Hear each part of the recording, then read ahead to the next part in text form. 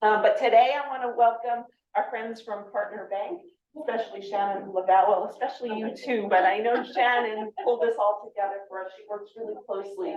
Partners Bank has been really wonderful to the library, a good partner for us. So they agreed to come today to talk about how to avoid fraud and keep track of your finances and make sure you're secure and safe. So, I'm the market manager across the street, and then it's gonna be Sharon Waterhouse, who is the CBSA Security Officer at Partner Bank, and then Dean Garnett, who is the Chief Information and Security Officer for Partners as well. So some good information to have.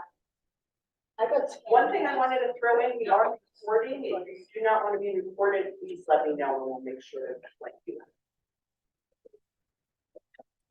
So please. Well, thanks everybody today for coming out. You know, Sharon and I, just a little bit of background on Sharon. We've worked at the bank for a year of this together. And you know, the topics that we're going to talk about really near and dear to our heart. And I think you're going to find, at least, you know, starting with my presentation, I really am trying to focus on the risk in terms of using technology and the 2 or 3 big things that you can do to really protect yourself. Okay. There's a lot of things that you hear about in the news over the, you know, recently, years ago, whatever. A lot of stuff that happens when it comes to cybersecurity, you know, using technology and stuff. But I think you're going to find there's 2 or 3 things that everybody can do, and it's really not all that difficult. Okay. And if anybody has any questions, please stop me at any time. Happy to answer them, and then we'll have a little question and answer afterwards. Good. All right, so today's topic is managing the cybersecurity risk. And as said, my name is Dean Garnett. I'm the bank's Chief Information Security Officer. Basically, my job at the bank is to try to keep everybody's information secure, safe, make sure it's accessed by only the people that need to access it and nobody else. Okay, and in this day and age, the value is not so much the money in the vault. The value is the information that's saved on the servers and such. Okay, that's what the attackers really are looking for. Right. So I got a true or false question for you guys. You guys think cybersecurity is an individual problem? So when I say that, is cybersecurity an individual problem? Is it just my problem, or is it just, you know, your problem or whatever?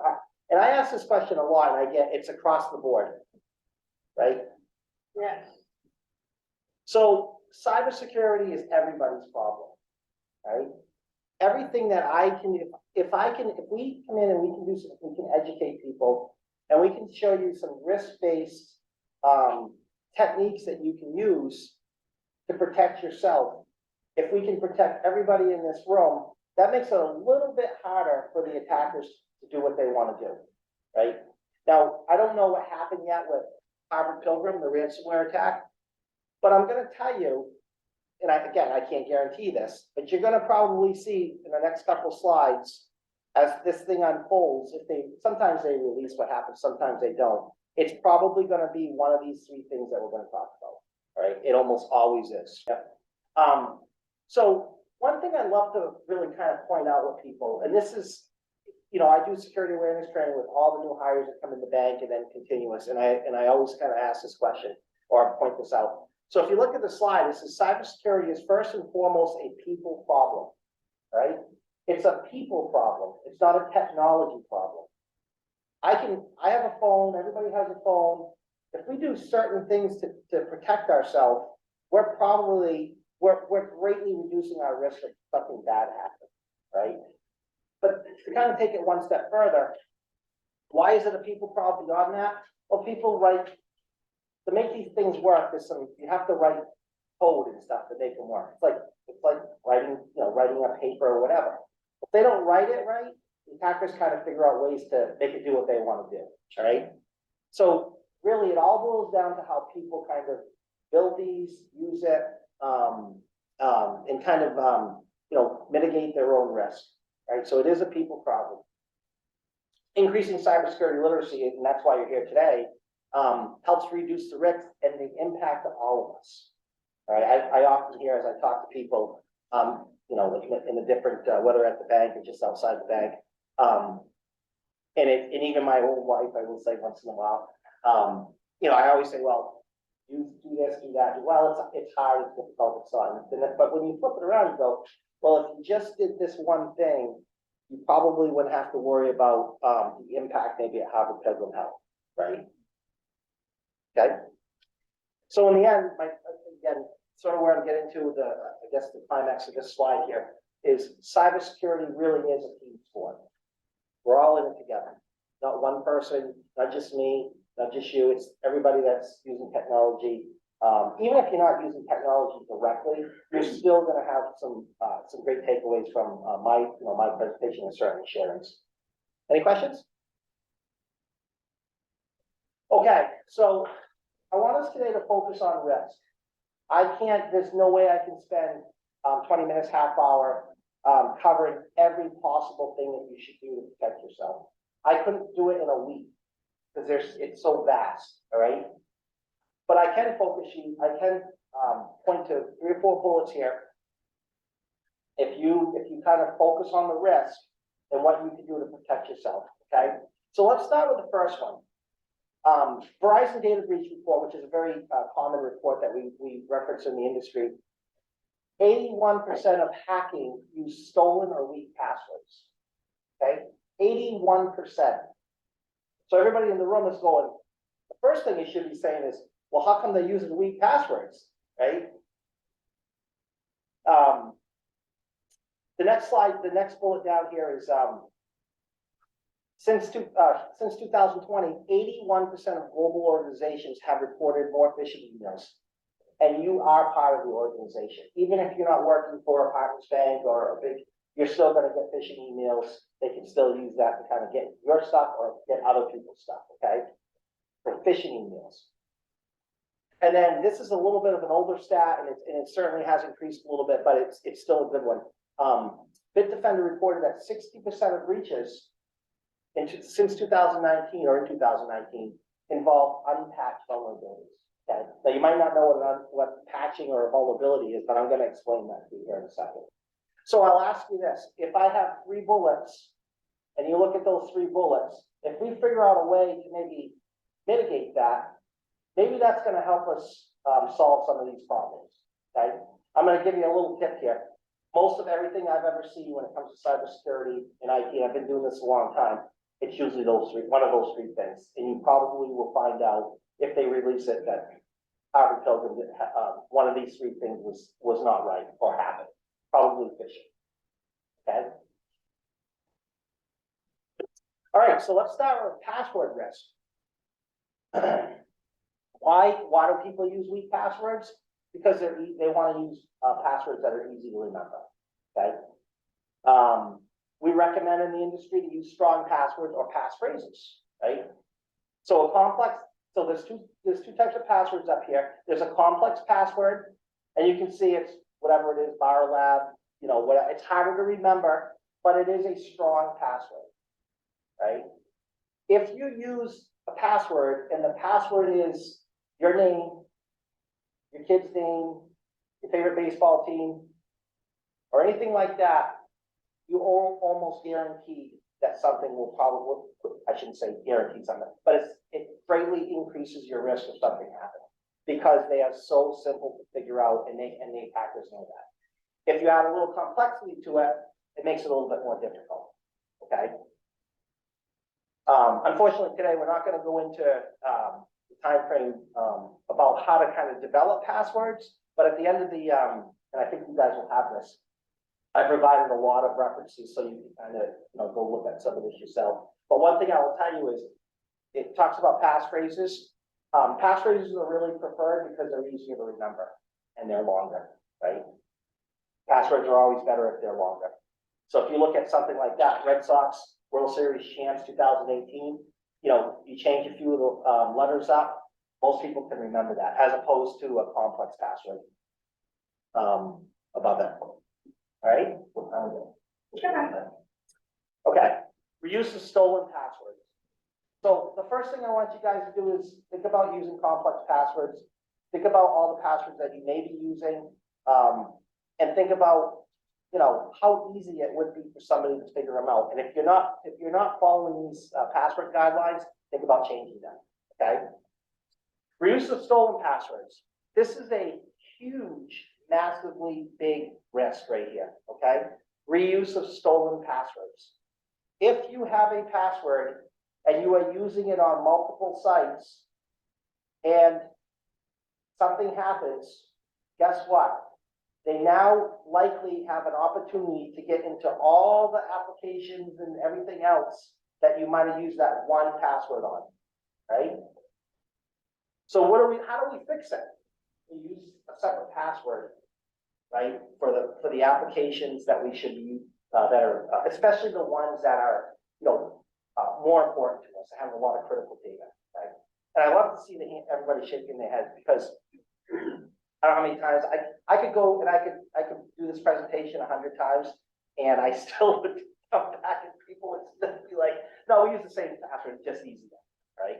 The attacks that they can do, and I say they, the attackers, the hackers or whatever, the attacks that they can do are not sophisticated. They're very, very easy. They have tools that they run and they just spray it, okay? It's very simple. But if you use separate passwords for all your applications, they're going to move on to somebody else that didn't do that. Okay. Next way to reduce your password risk: use multi-factor authentication. How many people in the room know what multi-factor authentication is or two-factor authentication? Okay. So if you know what it is, you're probably using it. Hopefully you are. For those that don't know what multi-factor authentication is you have a password, you type your password in. And then usually you have a secondary device like a phone, and you might get a text message on it, or you might have to type in a code or whatever. Okay. Use multi-factor authentication whenever possible. Okay. So I'm going to ask you something real quick, you guys. We're going to run a little test here. If Harvard Pilgrim got hacked, as I like to say, popped, but if they got hacked, and you use strong passwords that were unique to that website, you use multi-factor authentication, right? And all of a sudden, you start getting a notification that it's Harvard Pilgrim on your phone or whatever, you know right away that it's not you and they're not getting in, right? So think about the risk that you just reduced, okay? Conversely, if, let's say Citizens has, and you have a bank account at Citizens, and you know what your password is, guess what? You only have to change that one password at Citizens, because they're going to tell you what to do. You don't have to go change your password for 472 other applications and whatever else. So again, you're mitigating your risk, okay? I often get asked about, how do we manage all these passwords? What do we do? Well, there's a couple different ways. If you're going to store them, you're going to write them down, which a lot of times you're going to have to. Please don't store them on the application, or the phone or the laptop or whatever. And unfortunately, I have seen that. Okay, I'm going to tell you right now, the attackers, if they get your phone, they're going to go find it. It's just trivial, right? So write them down, put them in a secure location, preferably something either locked up, fireproof, safe, or whatever. Okay. Another good tool to use is a password manager. One of them is, some of them out there are Keeper, LastPass, and they will help you manage passwords. They make passwords very unique. It's really a nice tool.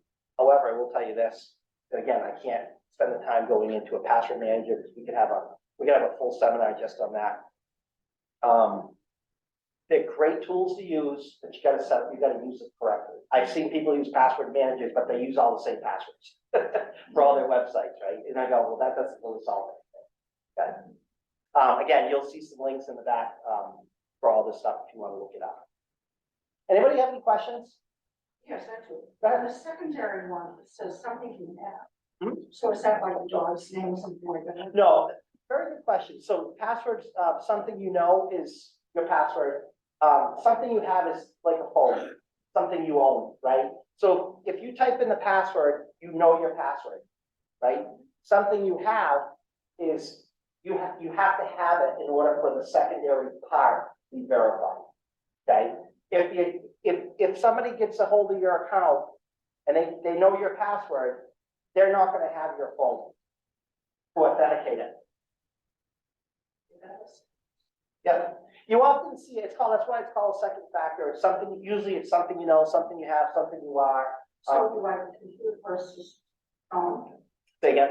Do I the computer versus the phone? As long as you're using it outside of, as long as it's something that you, in this case, that you have in your hand, or that you can, that's not linked to the same thing, right? So if you have a password, you type in your password, and then you have to think about something that you have to pick up or look at.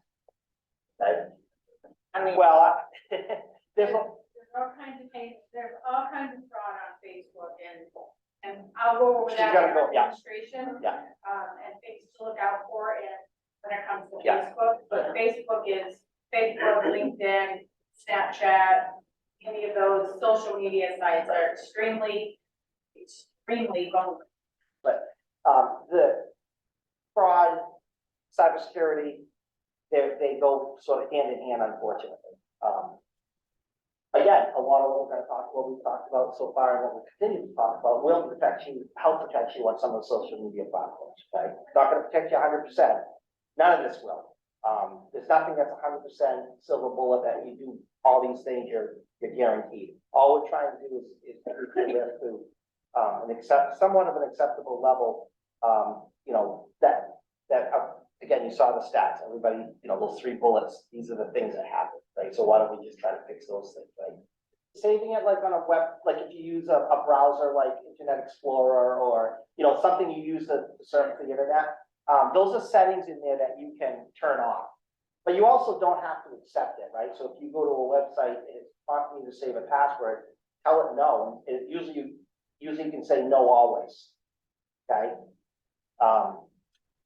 But that's a very good question because quite honestly, that is a very common way that people get, you know, compromised or attacked. Their passwords are saved in the browsers. Yeah. And I'm here to tell you really guys, a lot of this is not, you know, people think, oh, you've never seen movies and you see the hacker sitting behind the keyboard in there, you know, they got 42 monitors and they go, it's not how it works. They don't have to do that. It's too simple for them because we're the problem. People are the problem. It's the things that we do and the habits that we have that cause it. Okay. All right. So phishing. How many people know what phishing is? All right. Good. Good. All right. So it's a form of social engineering. They're trying to get you to do something that they need, and then try to get you to react to something. Right. Why do the attackers phish? Because it's very, very effective.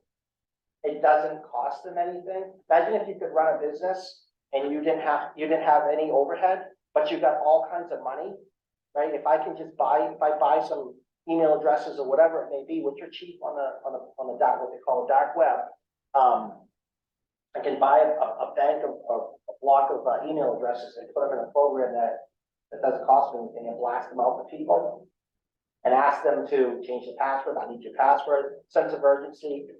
Right? Citizens Bank calls, says that they want their password, you need to change your password, what's your password? That's what they're trying to do, right? Unfortunately, it works. It works really well. And again, this isn't saying this is what happened, but again, most of the time when you see these attacks that happen out there, the ones that you hear about, the ransomware attacks or whatever they are, almost always it starts from a phishing. Okay. Why? Again, I'm going to emphasize this again because it's the habits that people have, or they react to something. Just after a while, if you say to them, "Why did Home Depot send you a link for a free tool?" Well, I don't know. Do you go to Home Depot? No. Then why'd you click on the link? Right? And that's really that simple one. Okay. And it talks a little bit about why does it work, and they send out a fake email, and don't forget, also cell phones, text messaging. Phishing is any way that an attacker or a social engineer can get you to react to something. So, I've been getting a lot of things like, you just won this free such and such, and those are bad, right? Yeah. Oh, my God. Usually if you see an email and it says it's free, it's probably not gonna be what you think it is. Unfortunately, and Sharon and I over the years have had to, you know, talk to a lot of customers where they've done stuff like that, and, you know, in generally the theme is a lot of times it's, well, it said it's free, or I won money, or, you know, we have a slide at the bank that I share with, They New ask hire. for credit card and they ask, pay the shipping. Yeah. And you know, and again, when you kind of step back for a minute and you think about it, you have, again, you go, why would they ask? Why, first of all, why would I ask? Second of all, why would I give them that? And the, sort of the fourth bullet on there, it says, upwards of 90% of cybersecurity incidents are a result of phishing, right? It's at least 90%, right? One thing I always tell, new hires is, you know, you guys probably over the years know what antivirus software is that you can run on your computer, and, you know, some of the thick firewalls, if you're familiar. I can't put a firewall, because I haven't figured out how, I can't put antivirus software on a person, right? We can't, those are the things, we just can't do that yet. The attackers know that, and that's why they focus on phishing. They focus on people's being trustworthy. You know, Yep. Okay. So how do we reduce some of our phishing? What are the things that we can kind of focus on? Right now, this is a summary. In your handouts or in the folders here, there is a little bit more detail here. We actually have a really nice handout that has an email, and it's all broken down on different things to think about when it comes to, you know, identifying red flags that could be, all right? But these are the ones that are pretty common, although they do change. But they're often the ones that people fall for. So we'll go through real quick. So if you get an email from someone, do you recognize the sender? Right? If you get an email from someone you don't recognize and they're asking you maybe some other questions in there, probably nothing that you need to worry about. In most cases, delete it, right?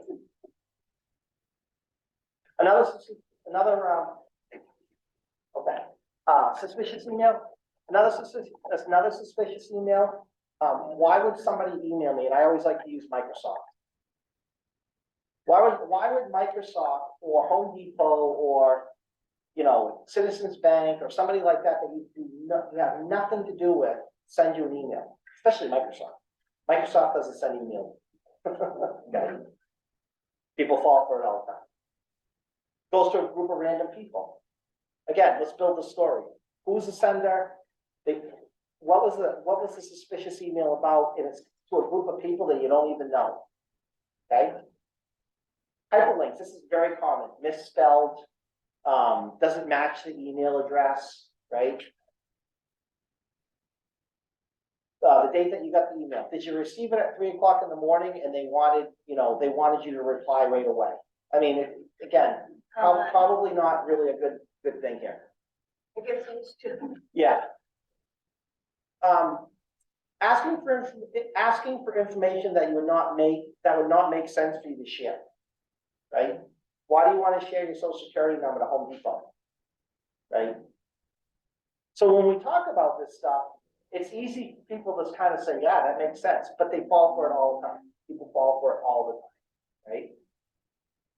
And Sharon and I don't know how many times Sharon said it, I know I've said it a million times. We tell customers all the time. We will never, ever, ever, ever call you, email you, or do anything else like that from Partners Bank that's going to ask you to give us your password. Ever. Okay? Now, if Citizens calls you and does that, then maybe they got something else going on, but all banks will tell you the same thing. So that goes beyond the bank. If anybody ever asks you for your password for anything, don't give it to them. All right? It's probably not what it's probably gonna get yourself into a mess. All right? Does it have an attachment? Does the attachment match what you think you should be looking for? Now, remember what attachments in an email. Clicking on that attachment can result in a lot of nasty things happening. Okay, so think twice about clicking on attachments, especially if some of these red flags are popping up as you evaluate. And then overall, the content, does it contain any of the following? So misspellings, bad grammar, it's really odd. Big one is sense of urgency. They want you to do it right away, right? Fear. Social validation. This is one that a lot of people do not pick up on. I actually fall for it when I should say. So they'll say, hey, we did this last year. Every year we have to reset passwords. We did this last year. It's okay. And people are like, oh, I guess I must have done it. And so they give them their password. Right? Now, everybody in the audience is shaking their head, and this is good. It sounds like you guys have had some, read up on some of this or whatever. And that's an awesome thing. And that's what I would kind of expect. But people still continue to do the things they should be doing, okay? And what happens, and if you think about, businesses or whatever that use email, people get busy trying to clear stuff off. I always tell people, take a deep breath, step back for a minute, go away. If gut feeling is really good here, if it doesn't seem right, probably isn't right, okay? Go ahead. Are there any companies that have a policy that they call and ask for your password?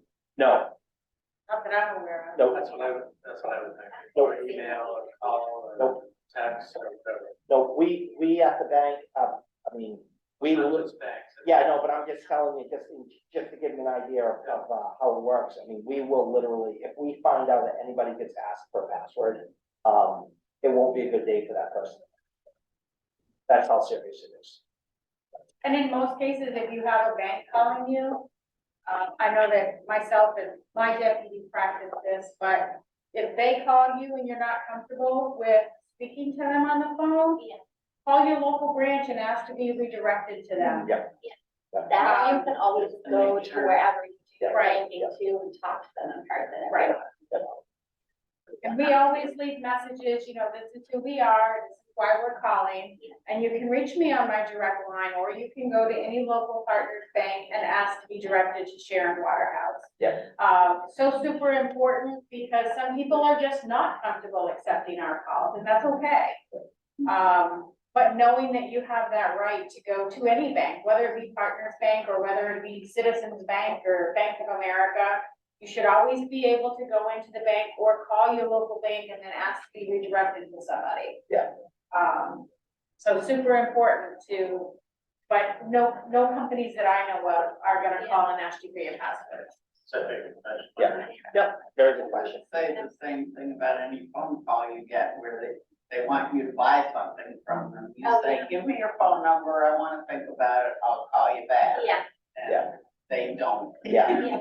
Yeah, so you just start telling, but again, you make a really good point. We're talking about email, we're talking about maybe, it's all the same. It doesn't matter whether the media is an email, text message, they're calling you, whatever. It's still, what are they asking for? These are things that just don't make sense, right?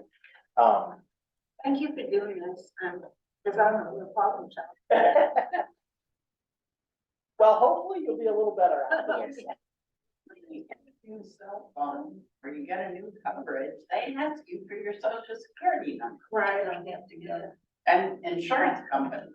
Don't let me get it. You should, and it's true, and I think I got a slide it's got a question that I want you guys to kind of think about. You always have the right, if they're asking for your social security number or whatever it is, to question why they need it, right? Sometimes, now, in most cases, depending on their privacy policy, they should only be asking what they really, really need, okay? Now, we could get into privacy policies and we could get into privacy and sort of how that all works. That would be another 2-week task for us all. But again, remember this, if you don't want to give it out, ask them why they need it, okay? They just say, And then the other thing, and this is a real simple technique that again, I think people often forget about. If you get an email and you're just not sure, and let's say it's from your doctor's office, right? And they say, hey, I don't know, you need a prescription filled, or we need you to reply to this urgently or whatever. How about just calling the doctor's office and asking them, right? Just call the doctor, take an extra second. Right? Any questions on this slide? Okay, so this is a copy of what you'll have in your packets here. I'm not gonna go over all of this, because we kind of summarized it in the previous slide.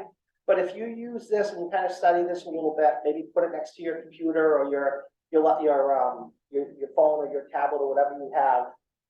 This is a really, really nice slide. We give this out to new hires as part of their training. And although it might be a little dated, it's still the same, right? All right, so we're on to number 3. So we talked about passwords, how we can reduce the risk of passwords. We said, well, let's use complexity. Let's not use the same passwords on all our websites and stuff. We talked about phishing. What is phishing? Some of the ways we can kind of identify it, the red flags. The last thing we're going to talk about is patching or updates, reducing the risk here. I'm just curious. A lot of times, they'll say, do you want to change your password, or you forgot your password? Can they use that?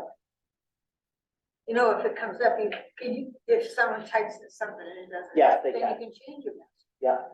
That's, You gotta be careful about, I mean, it's a good question.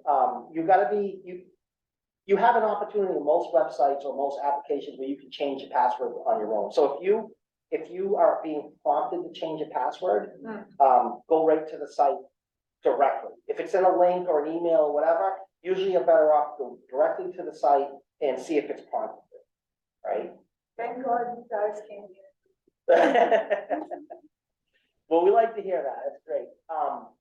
So going back on kind of our risk-based way to mitigate here, patching and updates. I get this all the time from people.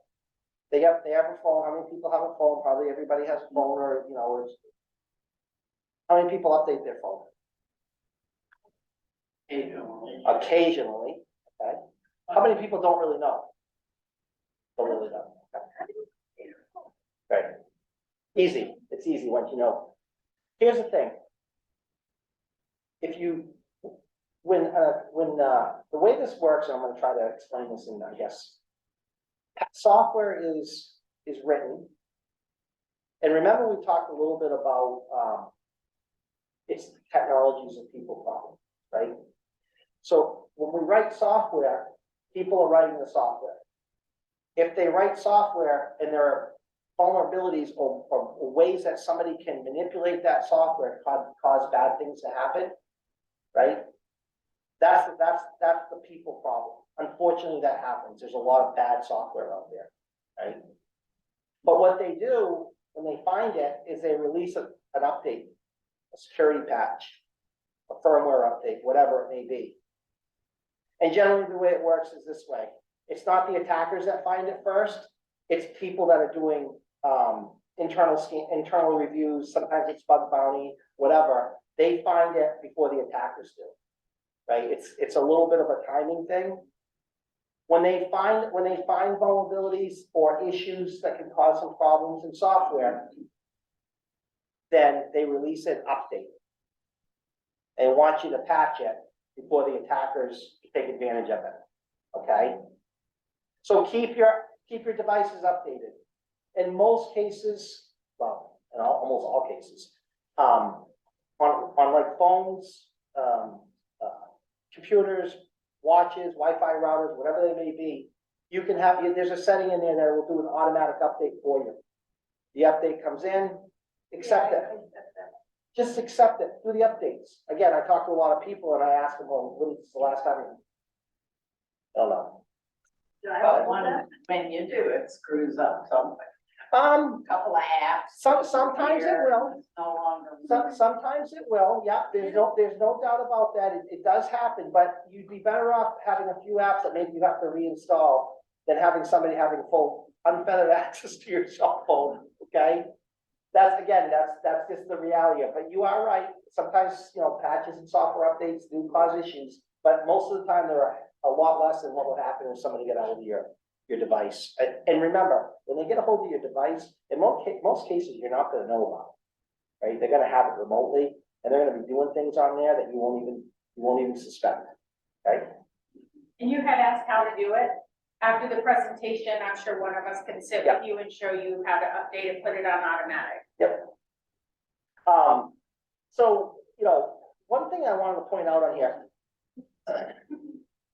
So if you look at the second bullet down here, it says it's a bit of a race. We talked a little bit about that, how to get those patches. We hope the good guys find the vulnerabilities and release updates to the patches, right? Your job is to update as soon as possible and verify that you ran the update, okay? That's what you guys' job is. Again, if you do these things, you're helping yourself be a lot more secure, and you're also helping, you know, society as a whole, right? Now, the golden, yes, absolutely, yep. Now, the golden rule of applications, I don't know if it's a golden rule, I just put it out there, I couldn't think of anything else better. But this is something, again, that if you talk to a lot of people, they don't always do. The golden rule of applications is this. So if you get an application, we're gonna talk about self-hosting, most people are more. If you have an application on your phone and you don't use it, get rid of it, remove it. You don't need it anymore. It's just another avenue for something bad to happen, right? And that's what it says. If you don't need it, delete it. Yep. But sometimes you see phones and, you know, they got 400 things on there and you say, well, how much does that need? They don't know. You know, once in a while, go through, do some house cleaning, make your phone run a little faster too. Right? Wi-Fi routers. Now we're going to jump down to the last bullet on this list here. Wi-Fi routers. A lot of people have wireless internet at home. This is an area that's often missed. Change the default passwords on your Wi-Fi routers. The attackers know what they are. They run tools and they can find them. Very simple. Okay. Now, if we're going to change the passwords on our Wi-Fi routers, what are we going to use? Complex passwords, right? Strong passwords. The rules always apply. Okay. And the last thing on this one, and this is, I've seen businesses do this and I just shake my head. We don't do it at the bank. By the way, it's not allowed, or when software or hardware is no longer supported, stop using it. Right? How come? Because we can't update it. We can't get those security patches on it. Okay. I've seen more businesses, small businesses, that will run like a Windows 7 or a Windows XP app operating system that has not been supported for 10 years. And I've said a question like, why do you do that? Well, I don't want to spend the money on it, but it's what runs your business. Right. Okay. So if you choose to use it, if you choose to use some of the old software or hardware, think about what you're doing with it. Do you really want to access, you know, the IRS website on a website, on an old piece of hardware an old piece of hardware, or an old piece of hardware that has software that's not supported? Okay. Right? These three rules that we talked through, they apply no matter what you're doing. Whether you're changing, when it comes to passwords, when it comes to updates, when it comes to phishing, they apply across the board. Okay. Any questions? All right, let's move on. So what happens if there's an incident? You know, you did everything you're supposed to do. Unfortunately, it may happen. And there's a lot of, you can go into a lot of, you know, details here or whatever, but I just threw out sort of a handful of things that really kind of right off the bat you should think about doing. Change your passwords. Now, we all went through, we all used unique passwords. You guys went home, you use unique passwords. If it happened at Citizens Bank, you only have to change that one password in most cases. Contact your bank, financial services, contact your employers, talk to your family and friends. You talked a little bit about Facebook. Now, I don't know if this would really apply, but if that person had recognized that something happened to Facebook and maybe they were close friends of yours and they had reached out and said, hey, by the way, we see this a lot. Yeah. Hey, my Facebook site got hacked or whatever. But kind of let people know this is what happened, right? Especially your financial institution and your banks. Why? Because that's what they're ultimately trying to get to, right? So let them know. Call the bank, call partners or whoever your banking is, let them know something happened. We have processes in place that will, say, hey, make sure you change your password, give you a little advice, maybe have some forensics done or whatever. Consider freezing your credit. Tell this to people a lot of times, especially after something's happened. You have to pay for that, though. You do not. You do not. Yep, thank you. How do you do it then? You sign on to, Equifax, Experian, or TransUnion. Those you get 3 major credit bureaus. Yeah, So you can either call or you can go on to, their website and, ask them to freeze your credit. yeah. To my knowledge, it was a federal law that they can't charge you to freeze and unfreeze.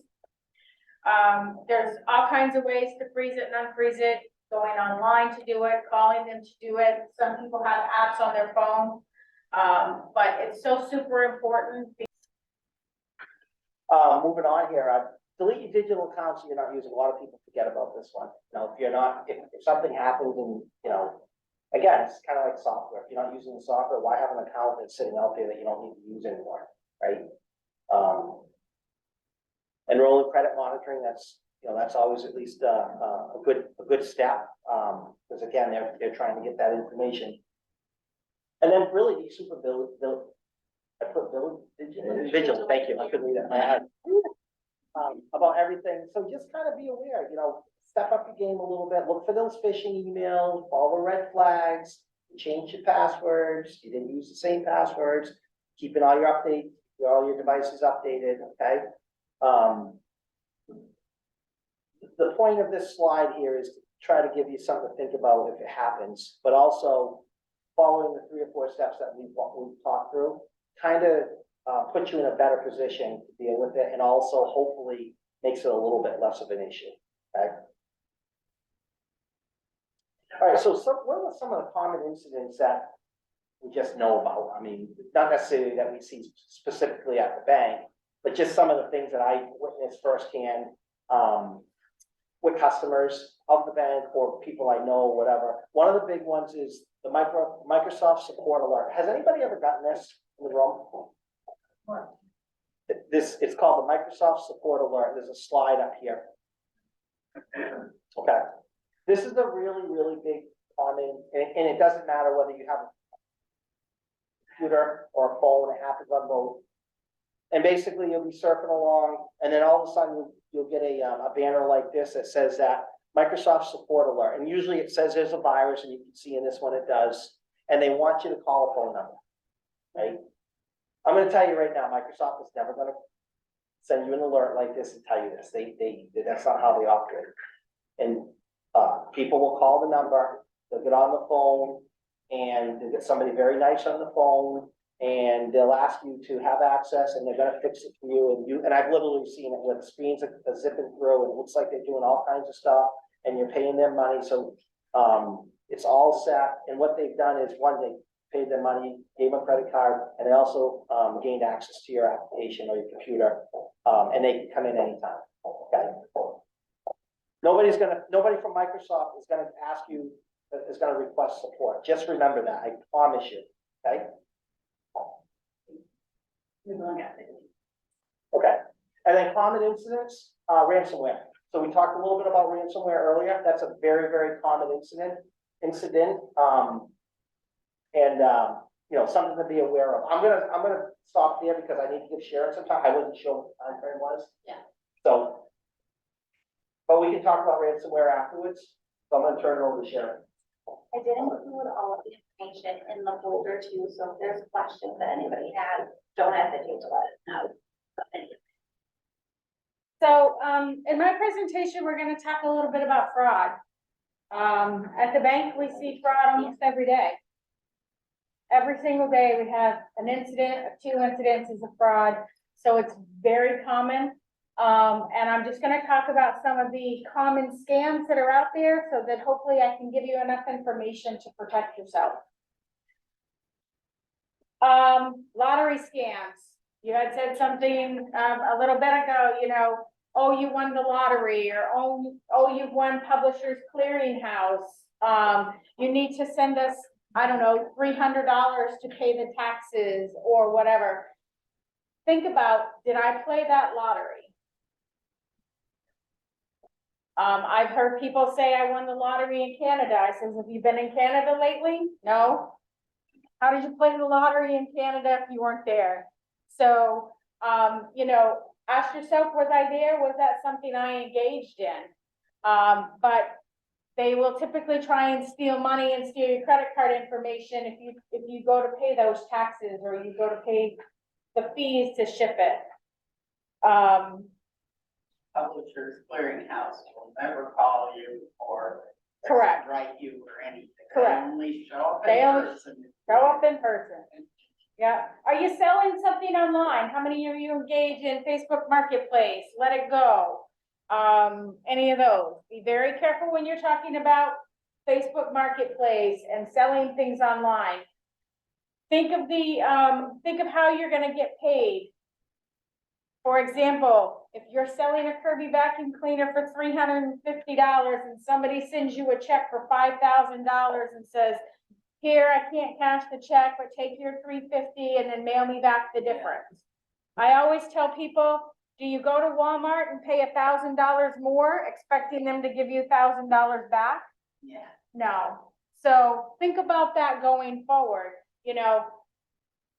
You pay for what you are doing for, okay? But be careful with Facebook scams, lots and lots and lots of Facebook scams. Don't wire money to anybody.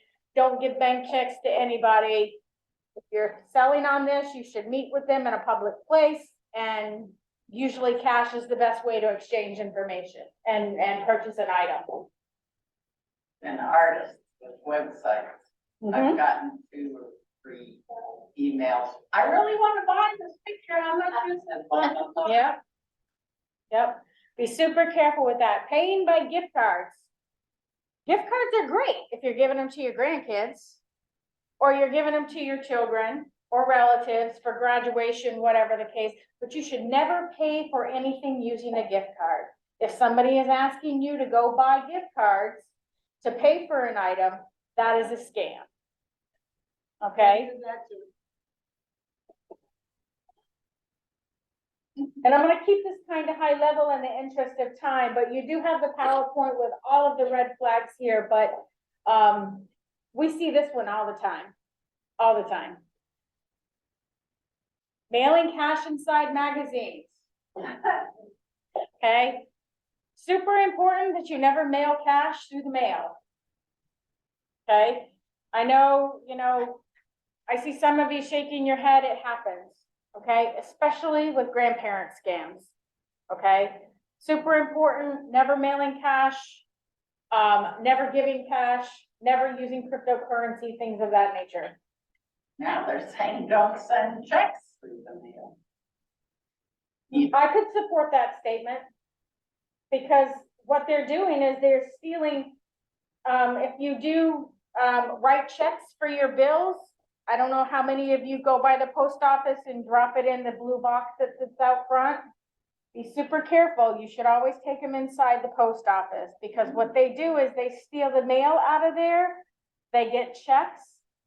They'll write down the routing number and account number off the bottom of your check, and now they have your account number to use ACHs with and get duplicate checks with. That is huge in our area, mail fraud. Yeah. Cryptocurrency payments. Using cryptocurrency, for the most part, cryptocurrency is anonymous.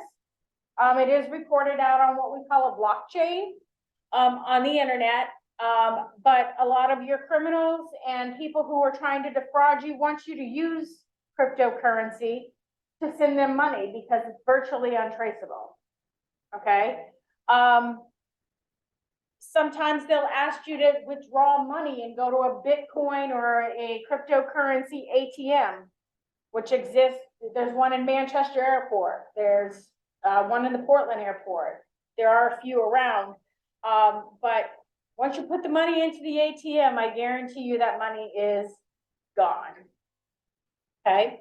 So be super careful with cryptocurrency. Don't be a money mule. So for those of you that use Facebook, use Snapchat, use social media like this is a huge scam right now, is a money mule, okay? You had mentioned earlier that you had a friend that Facebooked you, or you thought it was a friend and it didn't end up being a friend. How could they even get her picture? All they gotta do is search your Facebook page if it's public. It's super easy, super, super easy. Be careful when you're accepting friend requests on Facebook. Ask that person, did you send me a friend request? Did you ask me to be your friend? And also look at your current friends list. If you're already friends with them, chances are that friend request is somebody who's hacked their Facebook page, okay? And when they do that, you think you're talking to your long lost high school friend or your best friend or whatever the case may be. And then they start asking you to do things like, hey, I can't use my account. Can you deposit this check for me? Or can you cash this check for me? That is what we call a money mule. They're using you to move money. And this actually falls into what we call money laundering. Okay, so super important. Be careful who you're accepting on Facebook. Be careful of romance scams, best friend scams, things of that nature. Often that with wires too, sometimes people will think that if they're wiring funds to a friend for something, make sure that you know the person that you're sending the funds to, and that it's a valid, because we are trained to recognize those things, and we'll deny it. Peer-to-peer transactions. This is typically used by the younger generations, but I have seen it used in elderly exploitation. Some of you may see on your online banking, whatever bank you may have, that you can do an external transfer from one of your accounts here at Partners Bank to one of your accounts at TD Bank. Okay, that's what we call a P2P transfer or peer-to-peer. Be super careful with that. One thing I can say is don't give out your password for your online banking to anybody. Okay? The TD Bank is the one that gave all my money away. They got your account number somewhere, so, Yeah, you know, but making sure that you keep that credential strong for your online banking, because if someone hacks your online banking, they can conduct that P2P transaction. Grandparent scams. How many of you heard of the grandparent scam? Okay. Grandkids, somebody posing to be your grandkids will call you up and say, I've been arrested. I've been in a car accident. I'm broken down in wherever I'm in Canada or I'm in Florida or wherever I may be, and I need you to send me money, okay? If you ever get that call, hang up and call your grandchild.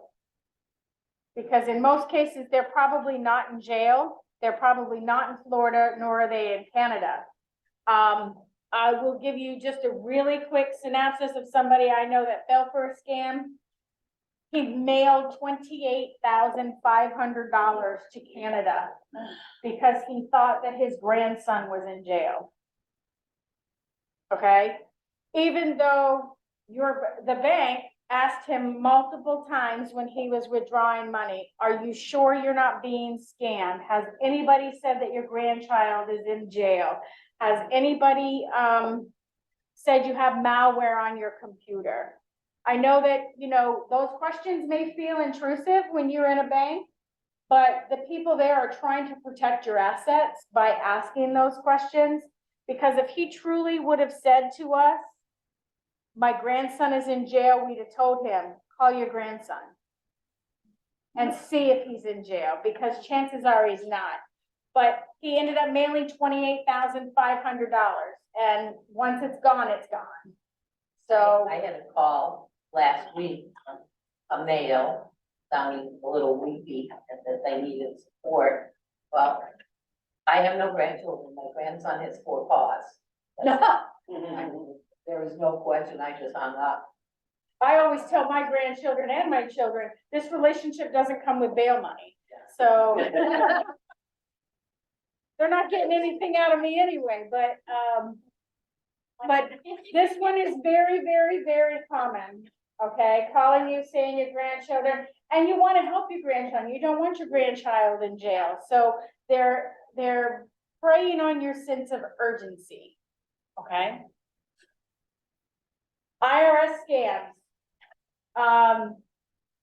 Identity theft happens here, unemployment benefits, IRS transcripts, impersonating IRS agents.